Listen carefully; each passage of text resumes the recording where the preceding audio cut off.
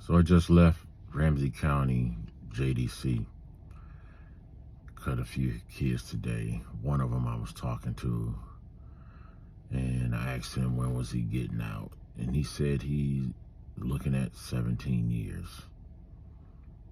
And then I asked him how old he was, and he wasn't even as old as the years he was looking at. So that just kind of dawned on me that I can tell his spirits was down from that, and I just figured I needed to talk to him about, accepting what his choices were and accepting what his life was about to be. And I drew from experiences of me being on dialysis and telling him to, don't feel like your life is over, because it's not. There's somebody out there that's always got it worse than you, as crazy as that may sound. And I told him to take it day by day and improve at least 1%, each day, try to get better. And don't forget that there's people out there that's rooting for him and cheering for him to stay strong, and they're dependent on him to stay strong. And who knows, things could change.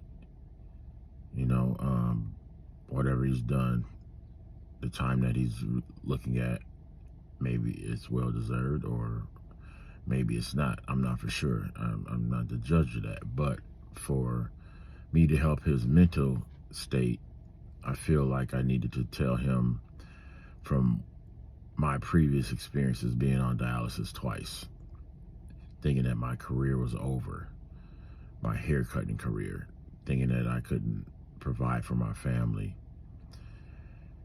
and just accepting what my life was at the time and trying to make the best of it. And so those are the things that I told him. Those are the things I shared with him. And he stood there, and he had his hands crossed, and he kept saying, "Yes, sir. Yes, sir." And he thanked me at the end of me talking to him, and he really appreciated me sharing the words of wisdom and giving him the strength to carry on for whatever his future is. And those are the types of things that the people out here don't see. Yeah, we can talk about the youth, how things are bad, but there's underlying factor that it had to start from somewhere. Where did it start from? Let's get to the root of the problem. Until we do that, we can't really pass judgment or blame the kids on their behavior right now. So it could be parenting, it could be media, it could be a number of different things. I grew up with two parents in the household, two loving parents. Even though we had a good family, listening to TV, I didn't know if I was going to make it to 21, because all the news said was that young black males don't make it to the age of 21 because they die at the hands of another black male. And so what does that do? That makes you think twice when you're walking down the street or when you see another black male. And so it's like propaganda and brainwashing all in the same time. So you don't know what to expect. So instead of me looking at that person and shaking their hand and saying, what's up, how you doing? I'm looking at him like, okay, is he out to get me? Is he out to jack me? Or, what's the case? Am I going to get shot? Which none of that should be entering in my head. And if it does, it shouldn't be the focal point of what I'm focusing on when I'm passing another black male. And I know that may sound crazy to some people, but if you really look at how things are portrayed nowadays and how they've been over the years, we fall victim of being tricked into doing things and, you know, losing self-awareness, losing self-accountability, and just losing ourselves and all of the things that's going on. So sometimes we have to guide the youth, even ourselves, and, you know, fast from some of the things that we see and some of the things that we do, because anybody can get caught up in what's going on out here. And, you know, when I reached 21, it was almost like a blessing. Like, okay, what do I do now? You know, I don't know what to do, even though I wasn't in the streets or, you know, doing things that would have caused me harm. It's just the propaganda and the things that you go through and listen to, and, you know, being a black male in the United States, it's a lot of things that people don't understand if you're not a black male. And that's why I'm going into these detention centers. That's why I'm going into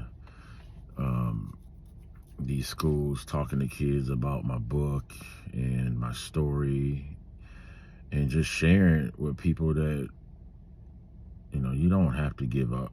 Yeah, life is tough. We all know that. Life is always going to be tough. And sometimes these battles that we face, we have to face it with other people. We can't go at it alone.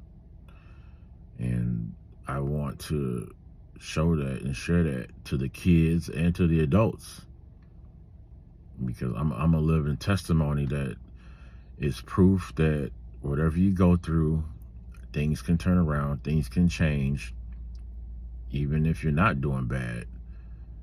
You know, what's the likelihood of somebody getting 2 kidney transplants? I know some lady that has gotten 4, but let alone 2 from 2 different family members.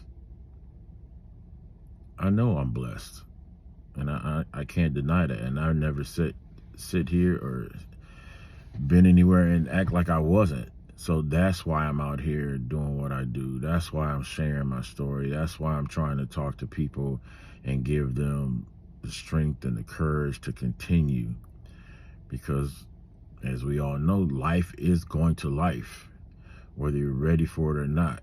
So all we can do is try to prepare ourselves by staying fit, mentally prepare ourselves by what we take in, and, you know, spiritually prepare ourselves by, you know, praying to a higher power or whoever you see fit, that, you know, who guides you. So I wanted to come on here and let you know that it is February, and this month I'll be celebrating my, I do believe, 14th anniversary, my 2nd kidney transplant. And if you have not gotten the book, The Story of Robert Neighbors, now is the time to get it. My goal is to try to sell 100 books in the next 13, 14 days. So actually 12 days now. So if you haven't gotten the book, I'll put a link in the description, or I'll put it somewhere where you can find it. So, and if you don't look for it, it's just NABORScut.com, NABORSCUT.com. Once again, I just came on here, like I said, to share that with you. And if you're out there and you see the youth and you see that they're struggling, sometimes they just need somebody to talk to them, you know, let them know that, you know, there's people out here that still do care. And some are, you know, too far gone that we just can't help. But not everybody's in the same boat. So I appreciate everybody watching, getting to the end of this video. Make sure that you follow all my social media pages, NABORS Cut across the board on all of them. And I hope hope everybody has a blessed day.